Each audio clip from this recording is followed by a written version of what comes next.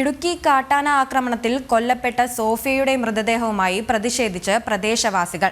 കാട്ടാന ശല്യമുണ്ടെന്ന് വനം വകുപ്പിനെ അറിയിച്ചിരുന്നെങ്കിലും നടപടി സ്വീകരിച്ചില്ലെന്ന് മരിച്ച സോഫിയയുടെ കുടുംബം ജനൻ ടിവിയോട് പറഞ്ഞു. പുലർച്ചെയോടെ ജില്ലാ കളക്ടർ നേരിട്ടെത്തി ചർച്ച നടത്തിയാണ് ജനങ്ങളെ അനുനയിപ്പിച്ച് മൃതദേഹം ആശുപത്രിയിലേക്ക് മാറ്റിയത്. അതേസമയം സോഫിയയുടെ കുടുംബത്തിന് 10 ലക്ഷം രൂപ കൈമാറുമെന്നും കളക്ടർ വി വിഘ്നേശ്വരി അറിയിച്ചു. വിശദാംശങ്ങളുമായി സുബിൻ തോമസ് ചേരുന്നുണ്ട്. സുബിൻ, വിവരങ്ങൾ. വൈകുന്നേരം 6 മണിയോടുകൂടിയാണ് ഇത്തരത്തിൽ ദാരുണമായ ഒരു സംഭവം ഉണ്ടാകുന്നത്. ആക്രമണത്തിൽ സോഫി മരിക്കുകയായിരുന്നു. അതിനുശേഷം വലിയ രീതിയിലുള്ള പ്രതിഷേധം തുടരുകയും ചെയ്തു. പ്രധാനമായും ഈ വനം എന്നുള്ള ആരോപണമാണ് അവർ ഉന്നയിച്ചത്. അഥവാ ബീറ്റ് ഫോറസ്റ്റ് ഓഫീസ് സ്റ്റേഷനുമായി ബന്ധപ്പെട്ടാണ് ഈ വാദങ്ങൾ. ഫോറസ്റ്റ് ഉദ്യോഗസ്ഥരെ രാവിലെ തന്നെ ഈ കൊല്ലപ്പെട്ട സോഫിയുടെ ഭർത്താവ് രാവിലെ തന്നെ ഉണ്ട് എന്നത് വിളിച്ചറിയിച്ചിട്ടുണ്ട്. സമയത്തൊന്നും വനം വകുപ്പ് കൃത്യമായിട്ടുള്ള അവിടെ ഉണ്ടായില്ല. അങ്ങനെ ഉണ്ടായിരുന്നുവെങ്കിൽ തന്റെ ഭാര്യയുടെ ജീവൻ നഷ്ടമാകില്ലായിരുന്നു എന്നതാണ് ആ ഭർത്താവ് നമ്മളോട് സംസാരിച്ചപ്പോൾ പറഞ്ഞത്. ഈ വനംവകുപ്പിന്റെ കെടുകാര്യസ്ഥത തന്നെ ഇത്തരത്തിൽ ഈ ഒരു മരണം കാരണമായത് എന്നുള്ളതാണ് പ്രധാനമായും ഉയരുന്ന ആരോപണം. ഈ വനംവകുപ്പ് ഉദ്യോഗസ്ഥർ ഈ ഫോറസ്റ്റ് ഓഫീസ് പലപ്പോഴും വാഹനങ്ങളും മറ്റ് സൗകര്യങ്ങളും ഏർപ്പെടുത്താനുള്ള ഒരു ക്രമീകരണം അത് വനംവകുപ്പിന്റെ ഭാഗത്തുനിന്നാകാത്തതാണ് പലപ്പോഴും ഈ പ്രശ്നങ്ങളെല്ലാം ഉണ്ടാക്കുന്നത് എന്നുള്ളതാണ് അവർ പ്രധാനമായും പറഞ്ഞു വെച്ചത്. എന്തായാലും തന്നെ ജില്ലാ കളക്ടർ സ്ഥലത്തെത്തി ഈ നാട്ടുകാരുമായി ചർച്ച നടത്തിയതിനു ശേഷമാണ് ഈ സോഫിയയുടെ മൃതദേഹം അവിടെ നിന്ന് മാറ്റാൻ സംബന്ധിച്ചത്. അതിൽ പ്രധാനമായും അവർ മുമ്പോട്ട് വെച്ച ആവശ്യങ്ങൾ എന്നുള്ളത് ഈ തക്കതായ നഷ്ടപരിഹാരം ആ കുടുംബത്തിന് നൽകണം. ഈ കുടുംബത്തിൽ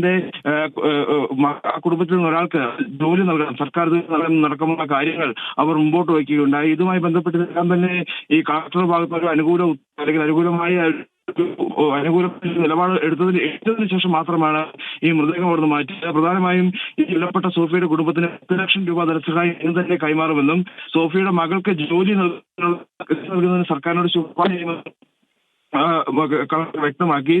കൂടാതെ ഈ കാട്ടാന ഭീഷണിയിൽ കഴിയുന്ന കുടുംബങ്ങൾ മാത്രമാണ് ഈ തോട്ടത്തിന് മുകൾ ഭാഗത്ത് താമസിക്കുന്നത്. ഒരു ചെങ്കുത്തായ മലയാണ്, റോഡ് സൗകര്യവും മറ്റു സൗകര്യങ്ങളും ഒന്നും തന്നെ ഇല്ല.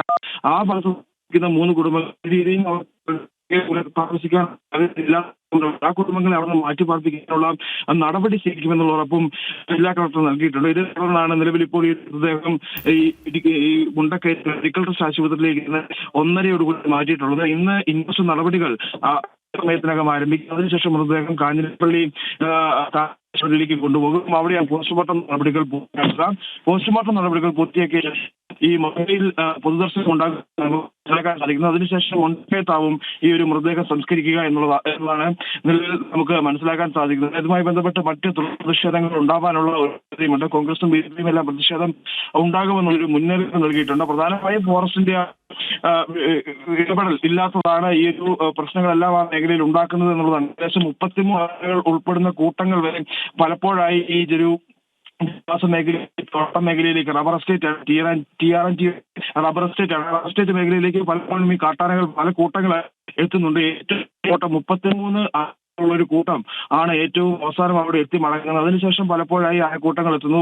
ഒറ്റയാനും ആ മേഖലയിലേക്ക് കടന്നു വരുന്നത്. സ്ഥിരമായി ഒരു ഒറ്റയാനാണ് ആ മേഖലയിലുള്ളത്. ആ ഒറ്റയാനാണ് നിലവിൽ ഇപ്പോൾ സോഫിയയെ കൊലപ്പെടുത്തിയത് എന്നുള്ളൊരു നിഗമനത്തിലാണ് വനംവകുപ്പുള്ളത്. പക്ഷേ ഏതാണെന്നുള്ളതിൽ ഒരു കൃത്യമായ വിശദീകരണം നൽകാൻ വനംവകുപ്പിനും ഇതുവരെ കഴിഞ്ഞിട്ടില്ല.